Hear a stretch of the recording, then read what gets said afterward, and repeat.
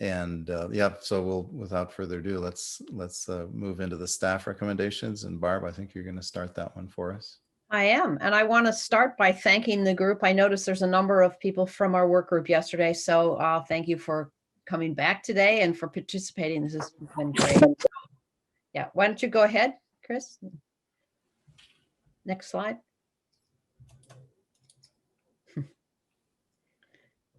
Okay, so after the first day, like Teresa, our group got together and talked about what we had heard from the speakers and the panelists, which were terrific, and put together our main takeaways. And I know one of the things that impressed me a lot was Freeman Hrabowski's story about and comment about learning doesn't stop and how it's actually possible, preferable, that people keep learning as they get older. And one of the things they can learn is that the world is has changed from when a lot of people were younger, and that racist behavior, bad behavior in any form, doesn't need to be tolerated.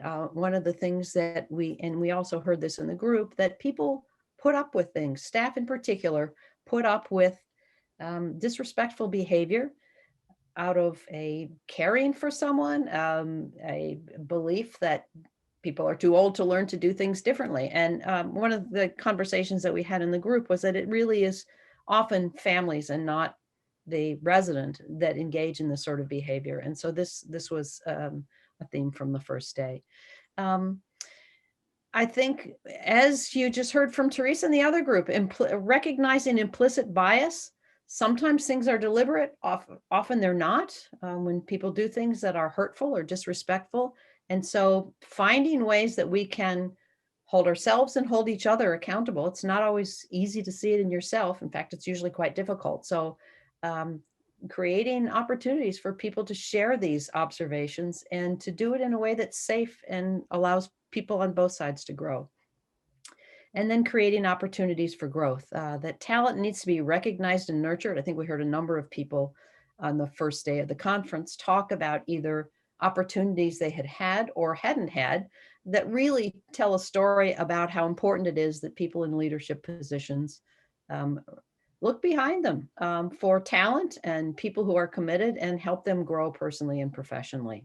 So those were our takeaways from the first day. And those themes really continued through the rest of our work group. So Chris, next slide. And by the way, anyone from our work group, please jump in, contribute, add things. So this was our first word cloud. We asked people to think about the challenges that you believe are the most important in these environments. And so you can see, and you'll see these things again. Respect is coming up in every forum here. I think if we had to take one word away from this conference, it would be respect, or maybe disrespect. That this is the issue, probably the primary issue, and is responsible for a lot of other things that happen to people. Lack of opportunities, all sorts of things. So lack of opportunities was also something that came up. Inclusion, leadership, career paths, education. So many of the same things that came up in the first group. Okay, Chris, next slide. All right, so I'm going to go back and forth a little bit between this and the next slide. So one of the things we were asked to do is to identify the top 3 challenges, which was no easy task. There were a lot of challenges identified. The group came up with, I'll first tell you the 3 that we prioritized. The first is low salary. And this was a theme throughout. I think it would be fair to, I mean, everybody agreed with this. And even though we have disrespect in the next column, there was a very strong belief that it was a lack of respect of both an issue for race and an issue for the type of work and the worker who are in the direct care CNA positions in particular. So low salary is an issue that I think everybody agrees needs to be taken care of. I mean, we have a lot of CNAs who qualify for aid, for food stamps, TANF benefits, because their income is so low, which means they need to work more than one job. that has, of course, a spill-on effect to their family and their whole life. And so low salary is clearly at the basis of work that needs to be done. Disrespect was the second issue that came up, and that was, again, pervasive, contributed to everything that we talked about, including low salary. And then the last one was lack of opportunity. And maybe Chris, flip to the next slide, and then I'll come back to this one. So I just wanted to highlight, you can see the long list of challenges, and there were more. We don't have them all listed here, but I just wanted to add a few that people thought were important but didn't make it on the top of our list. And one was, I'll expand a little bit on disrespect, that it came from residents, and it came from families, and it came from staff. So the disrespect was coming from lots of places.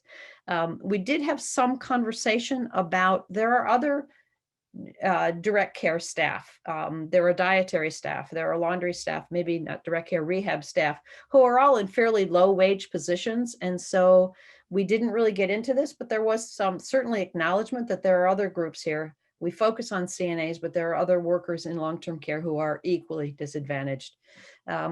Another issue that will come up again is the siloing of the workforce. And I think we saw this largely in competition, within groups, across groups, for the few pennies that tend to come their way. And there was I'll have some discussion later about how the decisions are made about when there is an increase in funding, or when funding decisions get made, how do they get made? I think short staffing, which is no surprise to anybody, that was another issue. That is a serious challenge in some places more than others. And obviously in the places that are largely Medicaid, largely minority, they suffer a lot more from poor staffing than other places. I think it's pervasive, but certainly much worse in some areas, and getting worse. And then a general lack of resources. People said CNAs just don't have what they need to do their job. So with that, let me go back to the previous slide, if you wouldn't mind, Chris. Okay. So under salary, what we tried to identify here were things that contributed to low salary. And as I just said a minute ago, certainly lack of respect is one. But salary structure, which I also talked about a little bit, and that is, people raise questions about, so why is it that there is such a huge disparity between CNAs and LPNs or RNs? All three groups do important work. The gap in their wages is huge, and if you look at even other people in the organization, so I guess the question that was raised here as a contributing factor is that we just sort of accept the fact that CNAs are low wage, and that other people tend to get wage increases more frequently than direct care workers, CNAs. Another thing that was seen as a really important contributing factor to low salaries, assumptions about the work. So the work itself being undervalued, the population they're caring for being undervalued. And I think Teresa talked a little bit about this as well, as contributing to other problems. So these are pervasive issues. I think what we're finding is some of the same issues are contributing to lots of these problems. Working in being classified as labor, the language labor, even though labor unions, it might be helpful that using the term labor brought ideas to people about like plantations. So seeing people as labor rather than professionals. Lori Porter from NACA made a real pitch for the language, talking about the language that we use, that we describe direct care workers or CNAs with, is that the language doesn't suggest that they are skilled, that they are professionals. I know I hear frequently the paraprofessionals or the even unprofessional workforce. It's women's work, and so assumptions about, well, women are born with the skills to do this. There's really nothing to learn. It's not particularly difficult. That's sort of an old story, but that's unfortunately still alive and well. So assumptions about the capacity of and the skill required. And reimbursement, this is one that is, I think we're gonna have to put it in the hard basket, but it was certainly an issue about people who we tend to have Black and Hispanic and Filipino workers in uh, organizations that are more Medicaid, especially if we have African American nurses working there. They tend to be in Medicaid inner city facilities, and they get lower reimbursement rates. So you're starting right from the beginning. You're going to have a smaller pie to divide up, so everybody's going to get less. So I think we probably all agree that Medicaid reimbursement rates need to go up. I don't imagine we're going to have any dissenters here on that, but that certainly was seen as one issue. Disrespect. This was obviously a big one, and we see it in all of the other presentations as well. So the few things that we came up with that were major contributing factors were, again, devaluing the work. This isn't important work. It's not difficult work. You don't need to know anything to do the work. And again, it's women's work. So a lot of these things show up in different places. One of the things we actually spent a fair amount of time talking about was the lack of zero tolerance. And again, I'll go back to what Freeman Hrabowski said about being able to learn as you get older. Although this also was true of staff, families, people who are considerably younger, that we meaning in long-term care, tend to tolerate disrespectful behavior. And in particular, what we talked about was disrespect based on race. That's okay, that racial slurs are okay. You sort of shrug it off and say they can't really help it, and they probably don't know any better. And that's how that was when they grew up, but things have changed. And so I think this is a really interesting one for us to look at. So how do we address this? If we are going to say we're just not going to tolerate this in long-term care settings, then what do we do? And some of our action plans relate to this. I personally think it would be a really important one to address. And then the plantation mindset that they're workers, that they are pretty interchangeable. I know in my own research, I've heard a lot of CNAs say that the revolving door, the high turnover, we're just seen as interchangeable pieces, and it doesn't matter who we are. We're just sort of all part of a lump sum with no distinctions made among us. And so those are some of the things contributing to a lack of respect. A few other things that didn't make it onto our list, I'll just add here. One was keeping bad apples. So saying, gee, we really need the staffing as a reason or an excuse to keep poor performing, disrespectful, disruptive CNAs, and to not ask them to leave, or at least expect and follow through on expectations of behavior change, demoralized everybody and made everyone feel disrespected. And I know in my own work, when CNAs have talked about this, they've said they'd rather work short than work with somebody like that, and that it actually drives other people out, so it increases turnover. So that was an issue.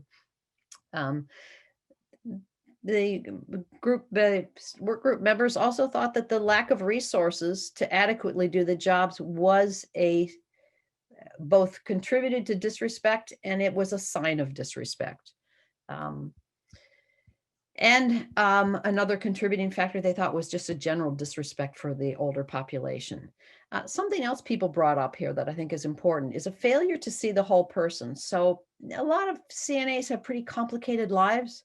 And so only seeing, you come to work, you should be on time, you should be fully here, you shouldn't take days off that you don't, that you're not personally sick. That just fails to recognize the complexity in people's lives, and that leaders in long-term care settings need to understand and be able to acknowledge and factor in their decisions of seeing the whole person, their life, and the complexity of their life, and to maybe even help make that easier. And there are programs that do that. A couple of other things they said were lack of accessibility to leaders, that the CNAs felt they were so far from leadership in an organization that not getting to know them, not having any relationship at all with the leaders, also bred a disrespect.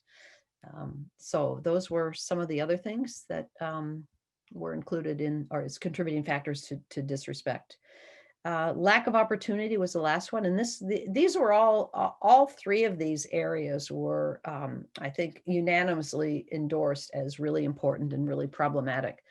Lack of relevant training. Lori Porter gave a really eloquent description of how insulted CNAs often are by training programs that are really very basic.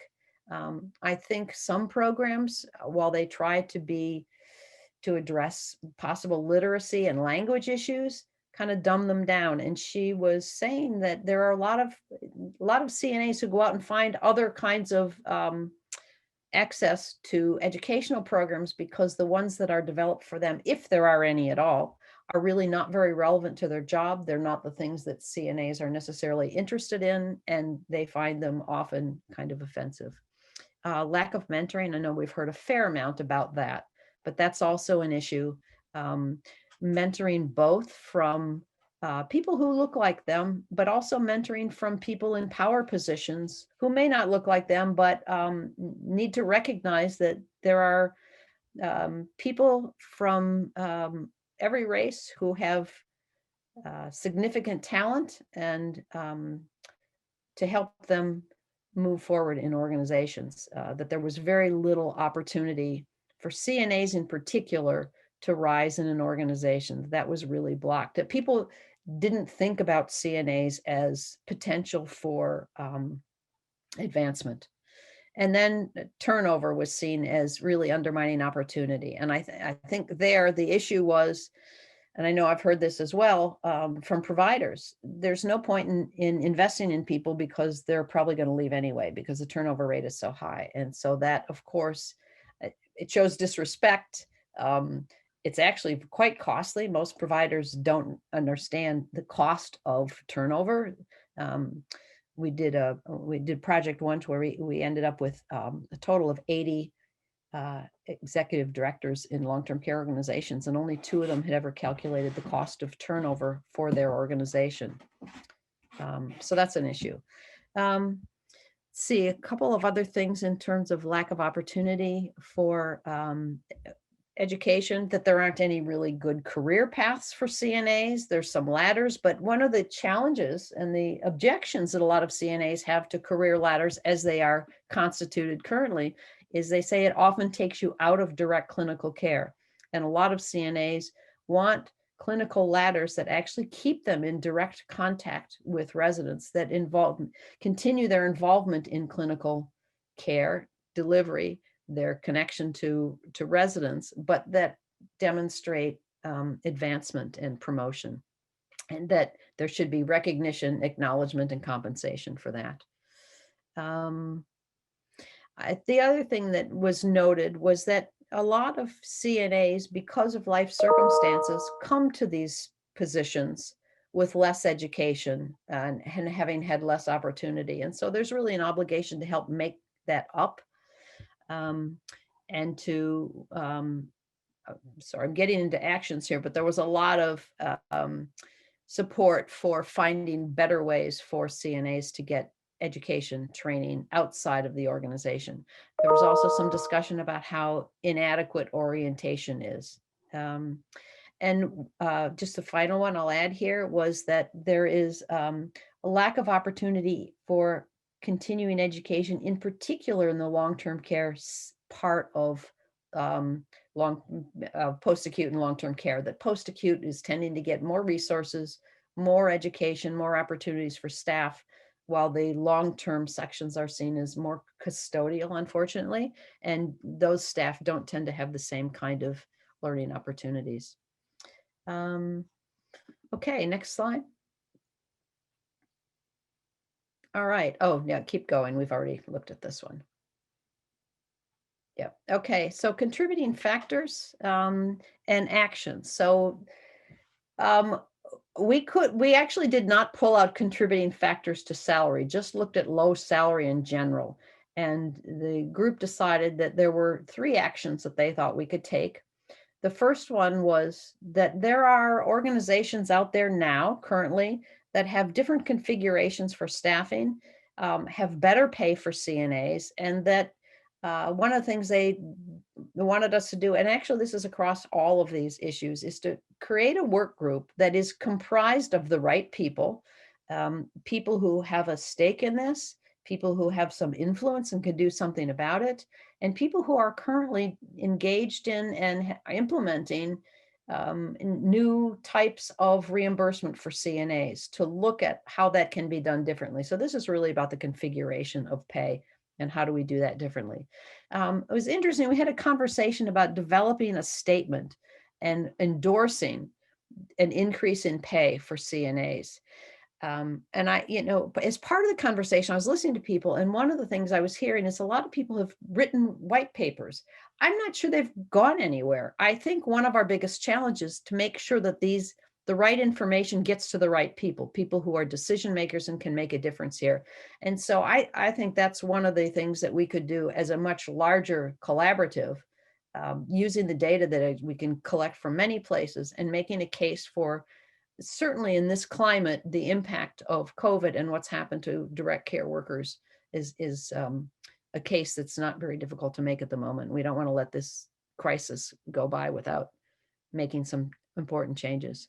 And there was a lot of support for creating levels of certification for CNAs. So not having to move out of being a CNA, but different levels in terms, in particular, different levels of clinical skills and coaching ability. So I'm not sure how I'm doing about time, probably getting close. The plantation mindset was something that I think we've heard before. We heard on the first day of the conference, and I know Teresa's group mentioned that as well. So it's a tough one. The things that people came up with, I think, are probably actionable things to do. The first one is diversity and inclusivity training for everybody. And in this, they included families, possibly residents, but all staff, everybody in the organization. Second thing was to develop a formal training to respond to disrespect. And this was an interesting conversation where it's not so easy if you have a family that makes it a nasty racial statement. What I've seen from CNAs is they feel bad, but they don't do anything. Easy to say to respond to that. It's probably a tough conversation to have. People need support and training to help them figure out, how do you respond to these situations in a way that is effective, that someone can hear the message and they're likely to change their behavior. And there was some suggestion about having, as an orientation to families, having a conversation about being respectful to staff and as a zero tolerance policy that disrespectful behavior towards the staff wouldn't be tolerated in the organization, to say that up front. And then to identify, this was the last one. Sorry, this sort of appeared out of nowhere here, but it was an important one that came up at this point. And that is, we always say CNAs need to be included in the care plan. CMS requires it, and it doesn't happen very often. Everyone says, yes, we do. Well, actually, we don't. We'd like to, but we don't. And so there was some conversation about, there actually are places that have been able to manage this, and we need to collect those best practices from other places and make sure that they are disseminated and that everybody understands, like, here are some things that we can do, and to keep working on what are some ways to make sure that CNAs get included. This is a quality of care issue and a respect issue, and also it turns out probably a turnover contributor. Lack of relevant training. What are we going to do about that? Again, the group was pretty committed to saying, look, there are some good things going on out there. There are some people who have figured this out. Why don't we include them in our conversations and our work groups and find out what they're doing? Look at the research, see what's been done, and make sure that it gets to the right people and gets implemented in organizations. Career pathway came up over and over again. They want a career pathway that keeps them in clinical, although some actually, almost none, from a survey that Lori Porter did in her organization, almost none of the CNAs wanted to be nurses. But a fair number thought they might like to be the administrator of the home. So clearly they had some ideas about how things needed to be organized differently. And then I think one of the things we also talked about was the difficulty in different languages, literacy levels in probably a lot of CNAs in the organization aren't even aware of what some of the learning opportunities are. So to make those much more accessible. Okay, next slide.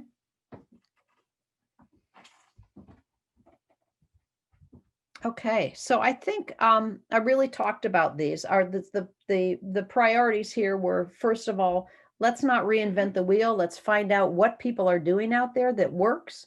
Let's look at some of the literature, as long as it's things that have been tested in real life settings, and see what works, and form the right work groups with the right voices there, and start the practice that way. And I think it was a very practical starting point for us to look at.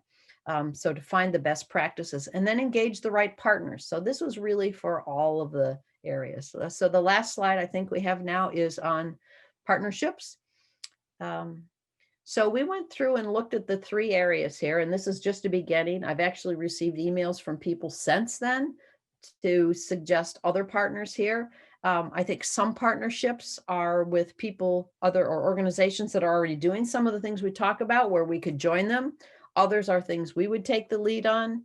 Others are just collaborations. And so we have a list where we're going to start of looking for best practices, pulling groups together, creating partnerships to move some of these things forward. So I think that's it. Oh yes, this is the end. So these are the actions. Best practices, education, career paths, inclusivity, engaging staff, increased awareness. I think those are the highlights here. Anybody from my group want to jump in?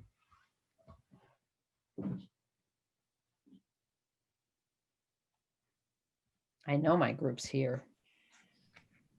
I'll just say that was a great summary of everything we covered. And I know we kind of went very broad, and then it was hard to find what are the tangible things that we can do. Do you go back to the last slide that has the different partners with the actions? I just wanted to take a screen grab of that. I think there's a lot of opportunity for drawing on work that's already been done in this area. And my colleague and mentor, Diana White, is on the call today, and she's done quite a bit of work with this, the career pathway aspect of, creating these trajectories and the support systems so that people can, enter in this field and have somewhere to go. A big challenge is, we get these big, maybe foundation grants or, big lumps of money to, have these either initiatives or big projects. And then what happens after those end? Because we know, like you said, we don't want to reinvent the wheel, but how do we look at what's been done in the past and then try to find a sustainable future for those same things that have been successful? Right. And yes, I mean, that's a challenge, is figuring out how to build it into the structure and not add it on temporarily. Yeah. And I think you make the point that there is a lot out there, and we need to not start over, and when people have done a lot of work that's quite useful. Yeah, but thank you for summarizing. I think you hit it on the nail with everything that we covered. All right. Anybody else? I see Angel's on the phone. Angel's our CNA. I hope we can hear her. Not sure she can unmute. So she's on the phone. So how do we unmute her? Oh, hold on. Here I am. Ah, very good. Okay. I don't know if you had a chance to hear all that, but we'd love to hear your thoughts. I heard a whole lot, a whole lot of everything. And, I didn't get to touch bases on the for the patients that are, that deal with inequality. And it's a lot of that. And, dealing with it even at work today, So it's a lot of time that they feel like they don't get the care that they need or that they deserve as much as the other patients that are of other races. And sometimes you might have to go to maybe another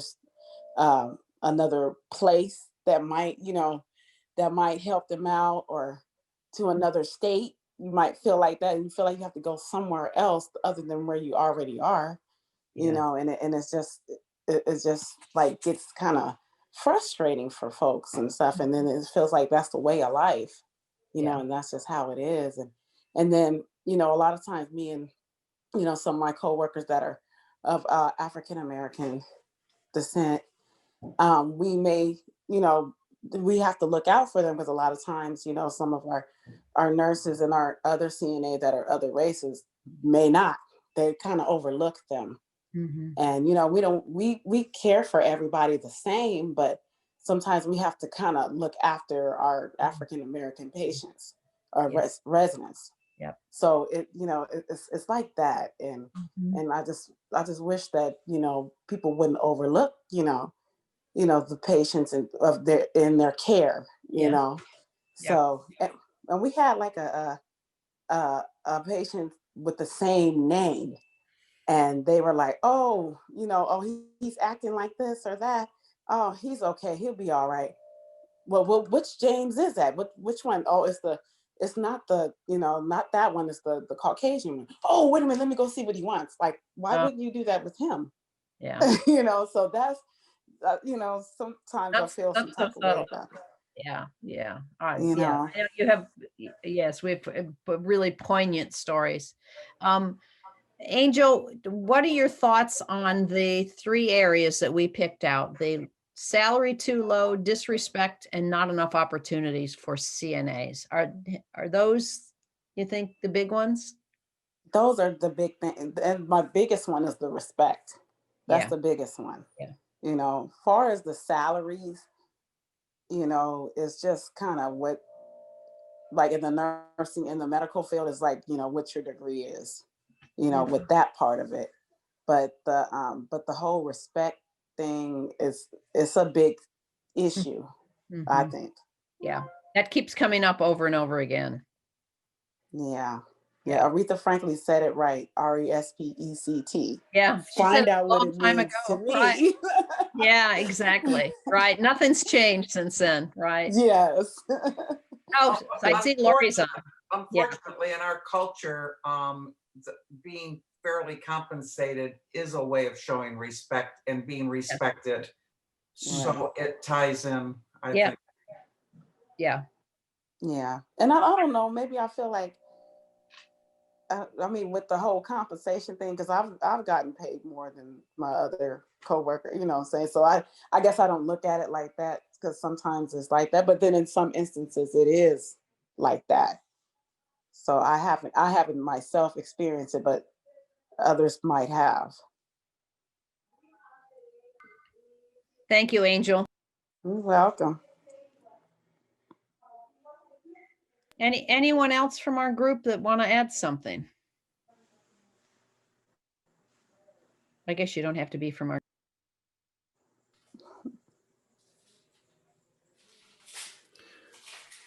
Well, it sounds like you've reached a good point, Barb. I want to thank you and the whole team for that really engaging conversation and excellent set of actions.